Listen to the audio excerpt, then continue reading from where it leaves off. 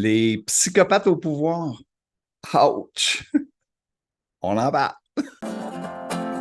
Bienvenue à Radio Leadership pour rayonner, inspirer et créer dans votre rôle de leader.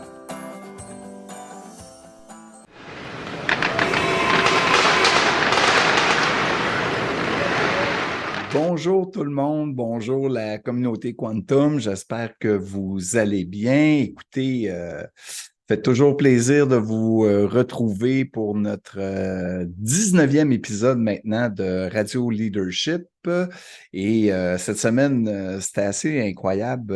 On a vu le nombre de chacune de nos communautés, de toute notre communauté sur chacune des plateformes a augmenté. Encore une fois, là, mille merci. Vous savez, faire un changement de conscience, ben, dans nos milieux de travail, ça se fait un individu à la fois. Hein? Et nous, on offre des pensées, des réflexions pour réussir à stimuler puis inspirer afin que tout le monde, on rayonne dans notre plus belle lumière, dans notre plus belle conscience pour que le changement qu'on veut s'opère. Hein? Alors, voilà, ça se fait une personne à la fois. Donc, à chaque fois qu'il y a un nouveau membre, ça nous fait toujours plaisir. Puis, vous êtes les bienvenus. Vous êtes les bienvenus. Alors, cette semaine, j'ai été aussi 3 jours en Virginie. On a traversé tous les États-Unis, la côte Est, là, jusqu'à passer Washington. Et c'est incroyable la qualité des routes. Écoutez, j'ai conduit presque 12 heures, à part les arrêts, là, nous manger puis mettre de l'essence, là, et je suis arrivé, j'étais presque pas fatigué. La même chose au retour, et puis j'avais pas l'impression d'avoir fait un marathon là, comme quand je fais Québec-Montréal, disons. Là. J'avais pas mal au dos, pas mal partout. C'est des infrastructures routières qui sont hallucinantes. Là. Tu sais, dans le coin, quand tu arrives à Baltimore, tu as 6 voies d'un côté, 6 voies de l'autre. C'est fluide. Et puis, j'en dis pas plus. Vous irez écouter le podcast pour comprendre l'inside, là, pour le podcast sur le déni de réalité 1 et 2. Hein, vous allez comprendre pourquoi je dis ça, la blague. Mais tout ça parce que je veux vous amener un sujet qui est très, très délicat, qui est pas facile à aborder, c'est les psychopathes au pouvoir. L'objectif, c'est vraiment de vous permettre de les reconnaître et de ne pas tomber dans leur dynamique. OK? On a d'autres choses à faire, puis on veut mettre un autre niveau de conscience en place. Donc, on va voir comment ça fonctionne, c'est quoi leur structure de caractère. Avant de parler proprement dit des psychopathes, je vais vous parler de c'est quoi une structure de caractère. Parce qu'on peut parler de la structure de caractère psychopathe, mais si on ne sait pas c'est quoi une structure de caractère, vous comprenez. Donc, c'est notre système de défense. On n'est pas la structure. C'est comme si on emprunte la structure. En fait, c'est que c'est un déguisement, c'est un masque qu'on met pour passer à travers les situations chargées émotives. OK? Il y en a 5. On les a toutes les 5 à des niveaux divers, à des moments divers. OK?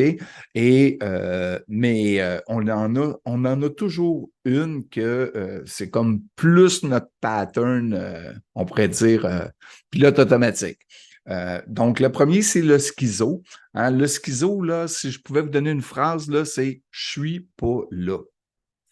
T'sais, à l'extrême, là, les schizoïdes sont juste plus dans leur corps. Donc, le deuxième, l'oral. La phrase clé, j'en veux plus, tu sais, ils n'ont jamais assez, tu sais. Ils ont toujours peur du manque. Les victimes, je souffre et c'est de votre faute. Les rigides, tout est sous contrôle, tout va bien. OK, tout s'écroule, mais non, ça va. Donc, c'est des rigides, ils ne sont pas dans le ressenti. Et les psychopathes, donc les psychopathes, la phrase clé, ça serait Adadam, Je suis spécial. OK? Donc, c'est les travaux que je vous résume de Wilhelm Reich, un psychanalyste autrichien. Pour la majorité des personnes, c'est lié au scénario de réussite. À un moment donné, ils ont fait cette structure-là, puis ils sont passés au travers, puis ils ont réussi à combler leurs besoins. Donc, le cerveau émotionnel l'a comme assimilé et c'est leur scénario de réussite.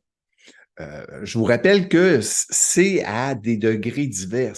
Hein, je peux avoir un petit peu de schizo, mais ça ne veut pas dire que c'est nuisible, puis ça me permet de fonctionner. Comme moi, particulièrement là, quand j'interviens beaucoup, là, puis j'ai beaucoup de rencontres avec les clients, puis je suis beaucoup dans les émotions, ben vous comprenez qu'avec 3 enfants à la maison, là, des fois, j'étais schizoïde. C'est-à-dire, parlez-moi pas, oubliez mon nom. Je disais ça comme de la blague aux enfants des fois. Oubliez mon nom, je suis pas là. Hein? Puis là, je suis dans ma bulle, puis je suis dans mes pensées. Puis ça ne veut pas dire que ça devient une maladie mentale qui m'empêche de fonctionner en société. OK? Mais il y en a pour qui schizo, oui, ça devient vraiment de la maladie mentale, puis on va les médicamenter même. Donc, c'est la même chose pour les psychopathes. Tout de très léger, c'est même un peu coquet, là, ça nous fait rire, c'est des tueurs en série. Hein, ça peut être des gens qui vont vraiment être des criminels. Donc, vous voyez que la plage là, est large. OK? Donc, pour les reconnaître en milieu organisationnel, faut comprendre leurs phrases clés. Quand ils parlent, c'est comme si on entendait toujours « Oh, moi, je suis tellement spécial. Tu sais, moi, je suis tellement bon. Tu sais, moi, je vais réussir à diminuer les impôts. Je vais réussir à augmenter les services. Je vais faire en sorte qu'on va devenir la puissance internationale. » Tu sais, vous voyez le genre, là, vous comprenez, hein? Donc, dans leurs relations, ils vont souvent être égoïstes, orgueilleux, voire même narcissiques. Faut comprendre que c'est à l'extrême. C'est des gens qui ne se remettent pas en question, ne connaissent pas la honte, ne connaissent pas l'empathie. OK? Ils ne sont pas capables de ressentir que ce qu'ils font fait du mal à des gens. Et s'ils le sentent en situation de conflit, ben, ils vont rentrer dans une séduction, ils vont même vont mentir. Tu sais, ils vont mentir en tête, c'est ouais, c'est pas ça tout qui est arrivé, mais ils vont mentir, puis ils peuvent même être très agressifs. Dans leur énergie, c'est une espèce d'envahissement et d'hyperactivité.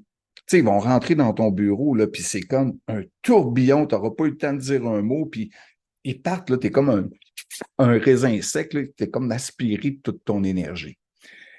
Et le plus important à comprendre, c'est que face au pouvoir, ben, ils le recherchent parce que c'est associé au prestige. Puis ils sont tellement spéciaux que c'est normal qu'on leur donne le pouvoir. Donc, voilà quelques trucs pour les repérer. Je vous répète que la gamme elle peut être très grande. Et là, il faut voir à quel moment ça devient problématique pour l'organisation, pour les employés, pour le simple fait de vivre avec eux. Il faut comprendre qu'ils cherchent constamment le pouvoir. C'est comme une drogue. Hein, tu les reconnais aussi, là, ils vont sauter d'une job à l'autre là, pour monter le plus vite possible les échelons, puis ils collent le pouvoir toujours parce que c'est associé au prestige. Et c'est comme une drogue. C'est comme une drogue. Qu'est-ce qu'ils vont faire avec le pouvoir? On ne sait pas trop, mais ils veulent.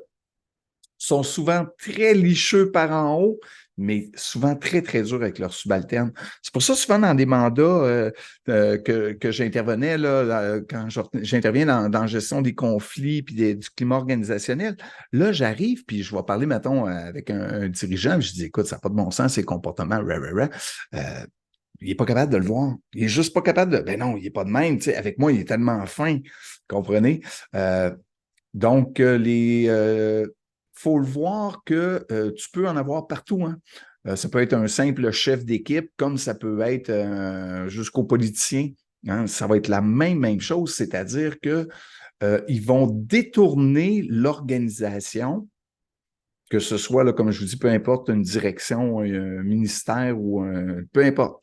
Ils vont détourner l'organisation vers leurs propres besoins, que ce soit les budgets, des missions, des visions.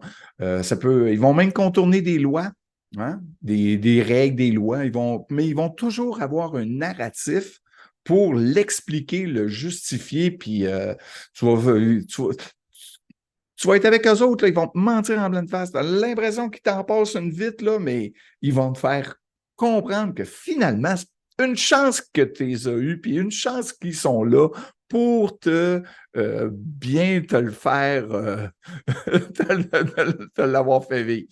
Alors, au final, c'est toujours les meilleurs. Youhou, sont parfaits, sont beaux, et sont incapables de comprendre qu'est-ce qui se passe autour d'eux.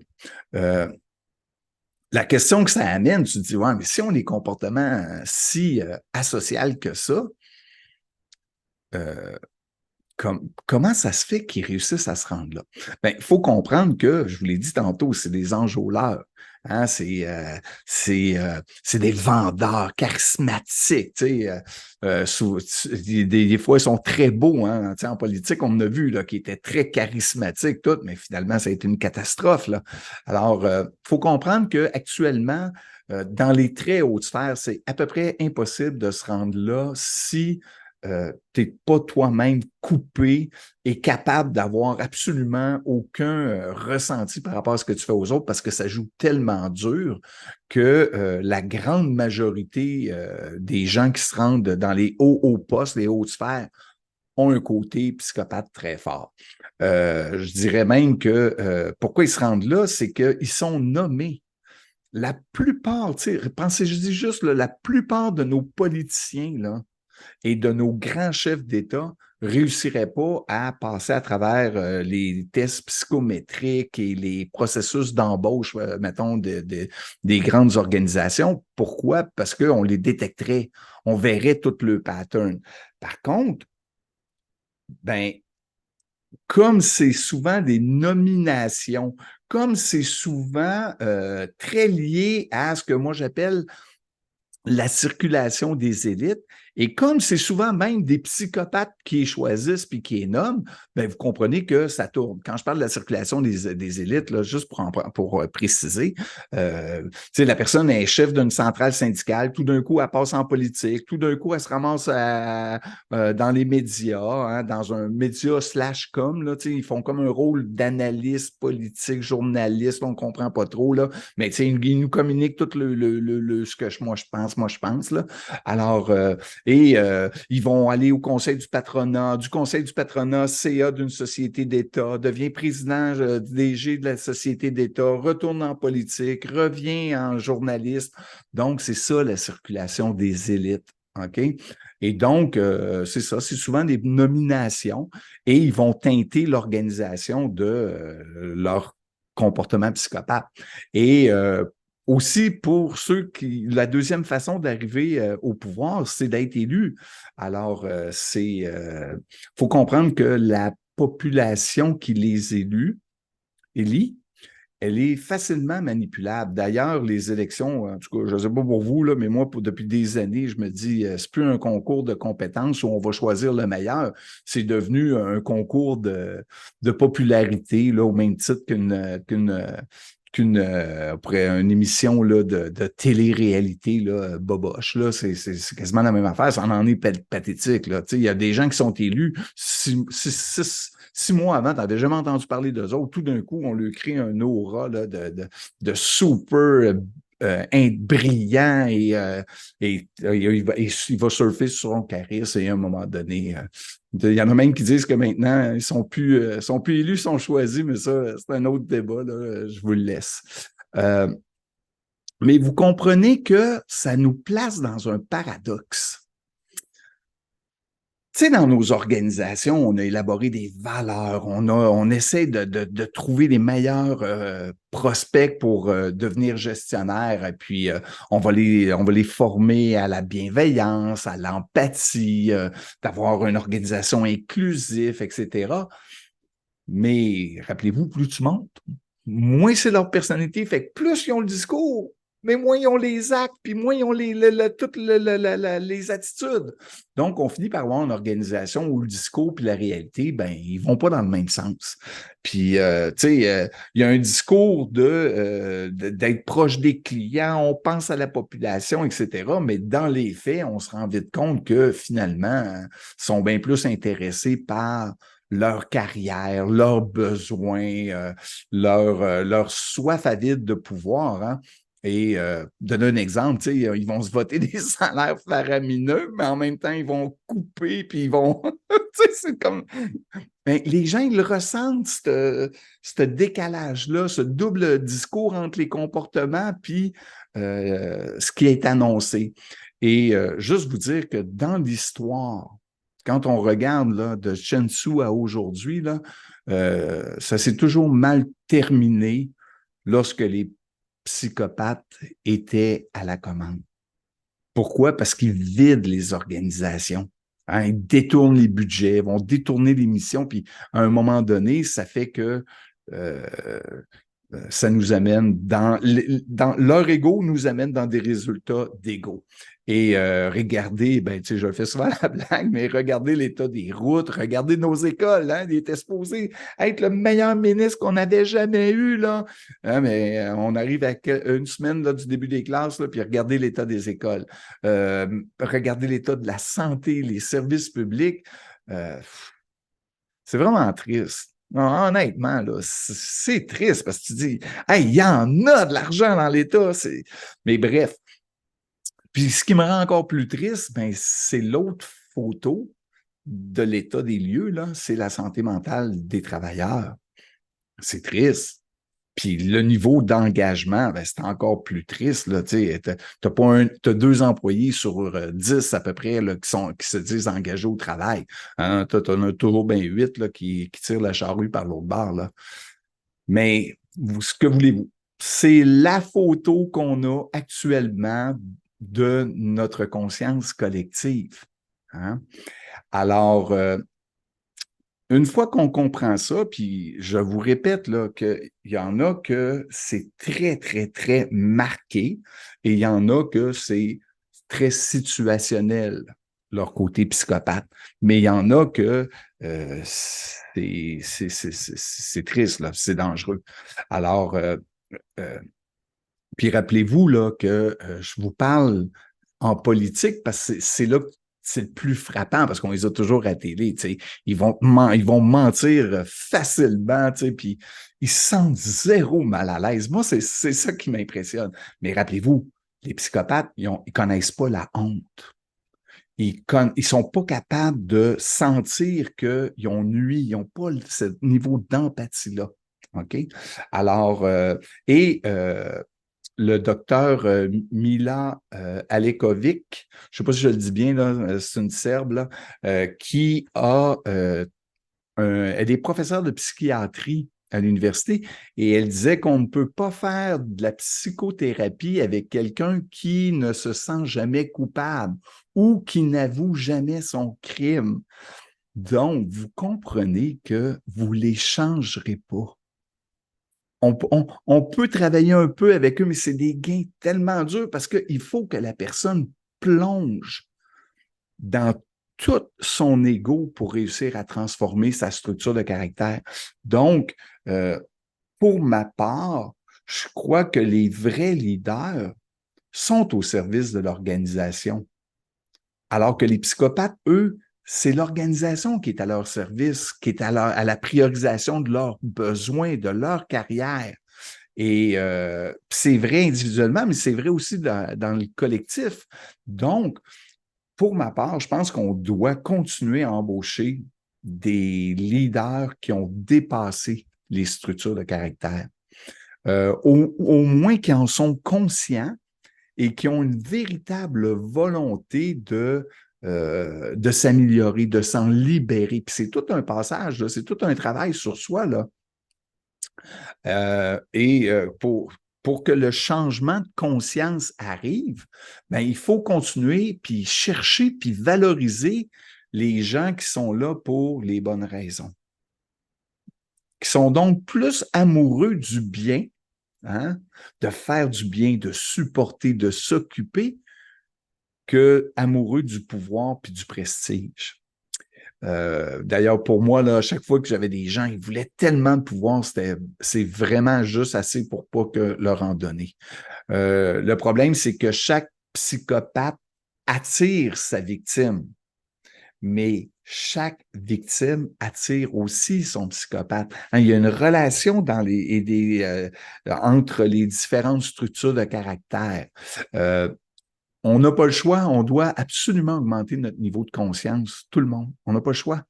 On doit les reconnaître, mais on doit aussi se reconnaître, hein, avec notre position de témoin, là, et travailler sur soi, travailler nos propres structures. Pourquoi? Pour ne pas être pris dans le spin des psychopathes. Et aussi, je dois surtout être conscient de qui je reconnais comme leader, qui j'accepte de suivre, puis pourquoi j'accepte de le suivre. Dernièrement, il y a quelqu'un qui avait posté une citation d'un ancien leader d'un État, là, mais je me disais, d'après moi, il n'est pas conscient ou il ne sait pas tout à fait qu'est-ce que fait toute cette personne-là pour le citer comme ça. Mais c'est dans des petites choses. Prenez le temps de vous renseigner, prenez le temps de voir c'est qu'est-ce que dégage cette personne-là. Qu'est-ce qu'elle représente pour vraiment à qui vous confiez, qui vous acceptez comme leader, comme modèle. Et voilà. Alors, finalement, apprendre à reconnaître les psychopathes et les stratégies pour ne pas me laisser étourdir, hein, ben, ça fait en sorte que je suis beaucoup plus fort. Je suis beaucoup plus capable de me positionner dans l'énergie du bien.